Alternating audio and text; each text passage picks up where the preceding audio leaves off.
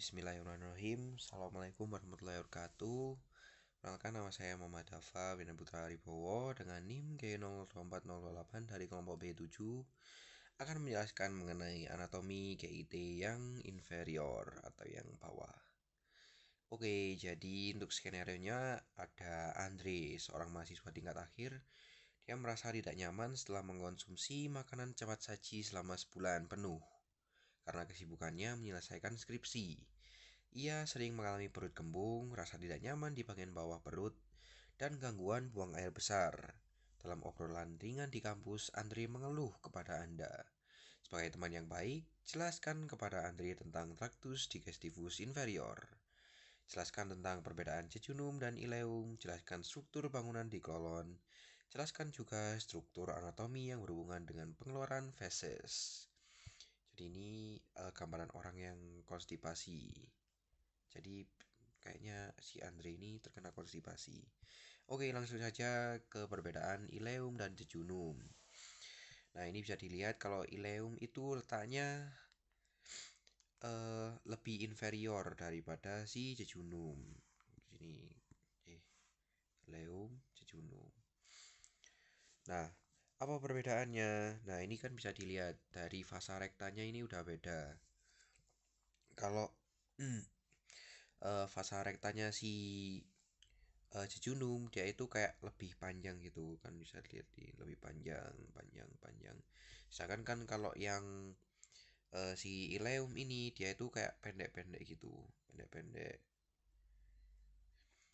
Terus untuk arterial arcade-nya dia itu kayak udah dihapus dulu. Kayak lebih apa ya, kayak banyak tingkatannya gitu. Ini kan level 1, level 2. Sedangkan kalau dia ini cuma satu doang gini gitu. Terus juga kalau si jejunum ini lebih pendek daripada si ileum. Kalau jejunum itu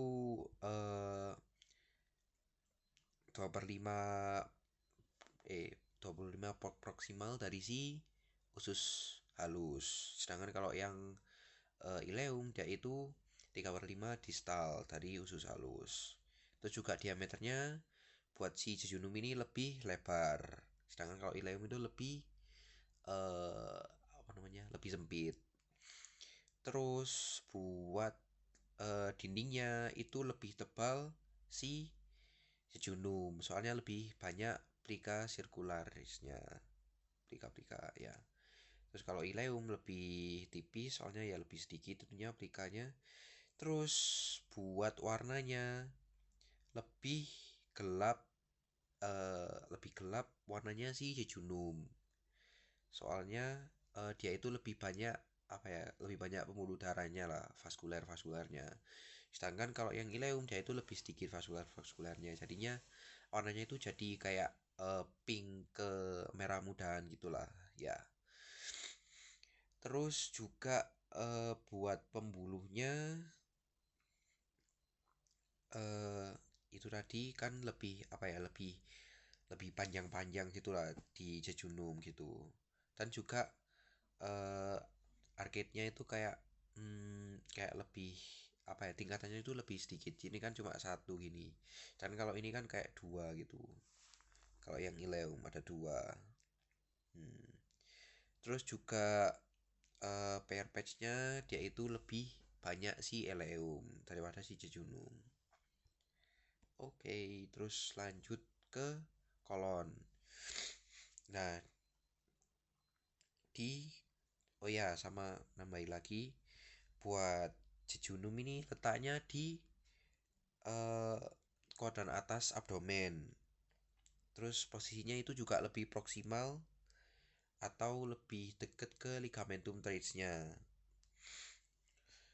Ligamentum teres itu yang apa ya, kayak kayak yang apa ya, tempat mulainya gitulah. Kayak lubang yang buat keluarnya gitu ya. Terus buat vaskularisasinya, kalau jejunum itu sama arteri jejunales kayak namanya. Terus buat itu dia itu cabang dari arteri mesenterika superior ya. Terus buat yang ileum dia itu disuplai sama arteri ileales sama arteri ileokolika. Ya, ileokolika cabang dari arteri mesenterica superior. Jadi cabangnya terus apa ya, kayak sumbernya itu sama dari arteri mesenterica superior gitu. Buat inervasinya yang simpatis itu sama splanchnicus minor. Terus parasimpatisnya itu kayak yang organ-organ lain, nervus pulsus vagus. Ya. Terus buat sistem enteriknya ada plexus meentericus atau disebut juga auerbach sama plexus submucosa atau Meissner. Fungsinya buat mengatur peristaltik sama sekresi. Terus lanjut ke kolon atau intestinum crassum. Nah, fungsinya dari kolon ini adalah untuk menyerap air sama elektrolit, terus buat membentuk feses atau pup. Nah, bagian-bagiannya ada yang pertama itu kolon ascendens yang naik lah pokoknya. Soalnya kan mulainya dari sini. Ini kan berarti naik. Terus ada kolon transversum. Transversum soalnya dia kayak horizontal gitu. Terus ada juga kolon descendens soalnya dia turun. Terus ini kan kayak belok dikit gini, ini sigmoideum, sini baru rectum. Nah, kolon ascendens itu dia dari cecum. Cecum itu yang mana? Sebentar. Yang ini. Itu dari cecum sampai ke flexura coli-dextra. Ini flexura coli-dextra. Jadi kayak lekukannya yang flexura. Flexura itu kan kayak fleksibel, bisa apa ya? Bisa di bengkokin, bisa dia bengkokin. Itu di situ. Terus kalau transversum dia itu dari flexura coli dextra ke flexura coli sinistra sini. Terus kalau colon descendens berarti kan dia dari flexura coli sinistra ke fossa iliaca sinistra di sini. Sigmoideum dia dari mana? Dari fossa iliaca sinistra terus ke rectum. Berarti kan gini. Nah, terus ada ciri khas-ciri khasnya. Yang pertama itu ada Taenia coli. Taenia coli. Taenia coli dia itu kayak apa ya? Kayak 3 pita otot gitu yang memanjang di sepanjang kolon. Nanti buat membantu kontraksi. Ini mana ya? Ah, ini Taenia coli. Taenia coli. Nanti juga ada itu apa? Taenia mesocolica, ini Taenia mesocolica. Terus juga ada Taenia omentalis. Terus juga ada juga Plica semilunares coli. Ini yang ini. Terus nanti juga bakal nempel Omentum maius di sini di atasnya sini. Terus yang ini, yang bulat-bulat ini adalah Haustra coli. Terus yang memisah-misahkan ini namanya incisura. Begitu. Sama ini ada appendices omentales. Ini jadi kayak yang uh, kayak lemak-lemak kecil di permukaan gitu, kayak kantong-kantong. Haustra coli tadi kan kayak apa ya, kayak kantong-kantong kecil yang terbentuk karena kontraksi si ini Taenia coli tadi. Terus buat arterinya dia itu pakai yang 2/3 proksimal dia itu pakai arteri mesenterica superior. Sedangkan kalau yang distal sampai rectum dia itu pakai mesenterica inferior gitu. Buat simpatisnya dia juga pakai splanchnicus minor sama splanolumbalis. Terus buat parasimpatisnya sama kayak yang lain, vagus sama spaniki pelviki buat yang distal. Terus apa lagi ya? Sama sih ini. Oh iya, sama ini juga ada biasanya usus buntu ini di sini. Appendix vermiformis itu biasanya lokasinya yang paling umum itu di itu retrosekal. Berarti kan di belakangnya si sekum gitu. Ini juga tadi omentum maius, mesenterium gitu. Oke, lanjut ke rektum. Nah, oh iya sih, benar. Oh ya, ini sekalian tak jelasin aja. Jadi appendix itu ada beberapa posisinya. Yang pertama itu pelvikum, yaitu ngadepnya ke pelvis. Terus ada juga subsekalis, yaitu di bawah sekum, berarti di sekitar sini. Terus juga ada post ilealis atau di belakang ileum terminal. Ileum terminal itu di sekitar sini lah, ileum terminal. Berarti di belakangnya ini. Terus juga ada preilealis, itu di depannya si ileum terminal. Terus cara menentukannya juga itu ada yang pakai garis Monroe-Pichter itu dari sias, wah nggak ada gambarnya di sini.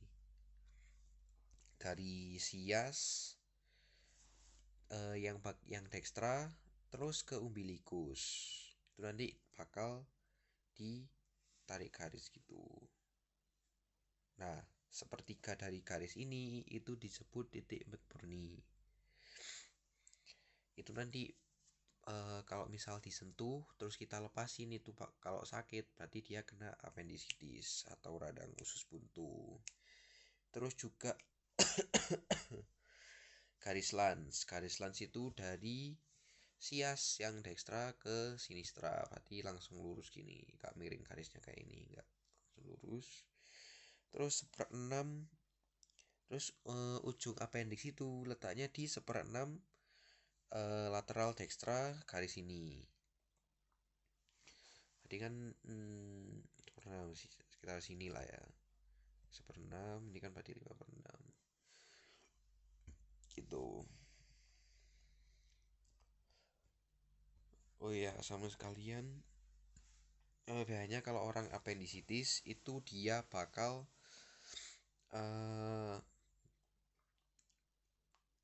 kayak juga terkena penyakit kayak sakit punggung gitu, juga bisa kayak iritasi kandung kemih gitu juga bisa sering kali gitu. Terus buat